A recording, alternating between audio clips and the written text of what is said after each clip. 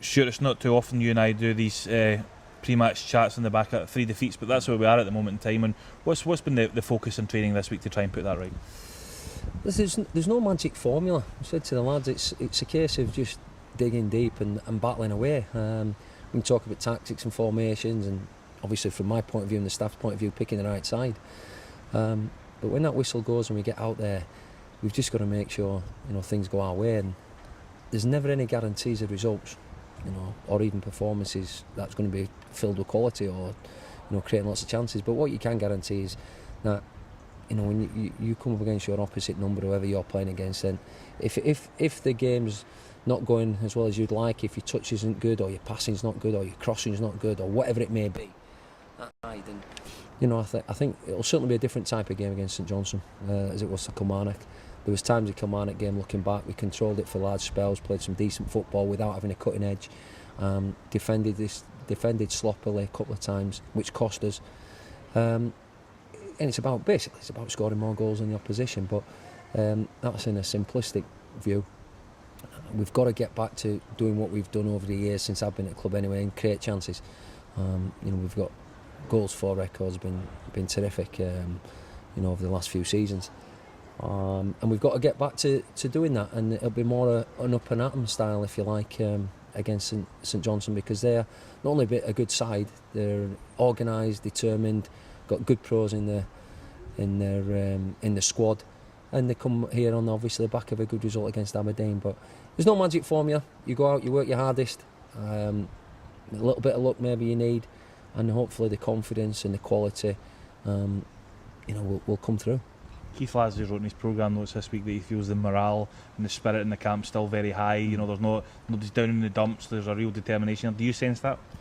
Yeah, but on the other hand, like we said after the game last week at Kilmarnock, just because we've done it before and we've bounced back ever so well. When we've had little tricky runs or tricky results, it doesn't mean it's a gimme that it'll happen again. It won't just turn. You've got to, look at yourselves, starting with myself, going through the staff, and then obviously the players, and just show real steely determination to turn it round. And you get a couple of results and things look a lot rosier. But obviously when you're in a little sticky run like we're in, then a result is massive. But we want to get back to playing the football we're capable of. We've got good quality players at the club. Okay, we've missed a couple, but there's still good enough to go out and get a result. You mentioned those couple are missing. How much a part that's played in the run, is certainly open to people's opinions and debates. Tomorrow, is there any better news on the injury front? Can fans expect to see anybody back who's been previously missing?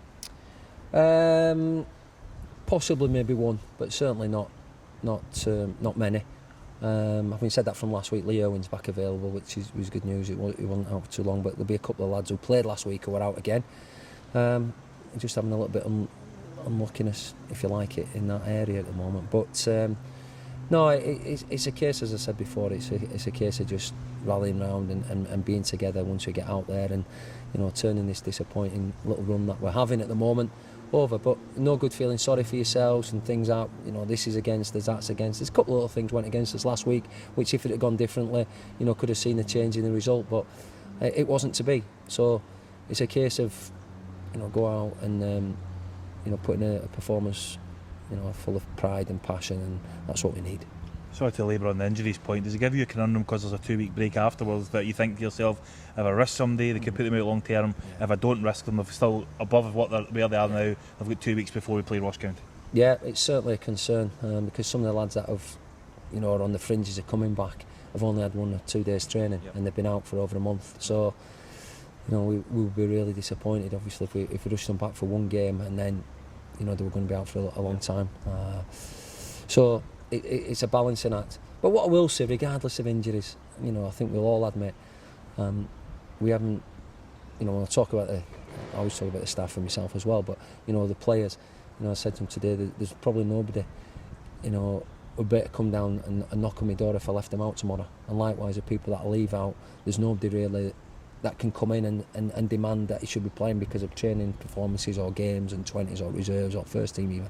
So there's a big improvement needed to be made, but also there's one that I know the squad, I know what they're capable of, and they are capable of that. And there is no, as you say, doom and gloom and heads down. They've got to just be focused, and we've just got to go out and approach this game as even as like a cup final if you want, and really, just go for it for the full 90 minutes.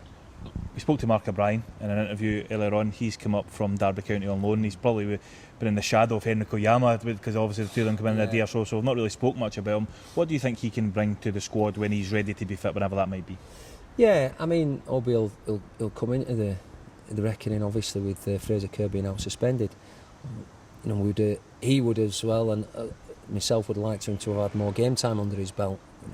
He missed 3 or 4 weeks there pre-season when he was just about to join us, and he got an ankle injury over in pre-season with Derby.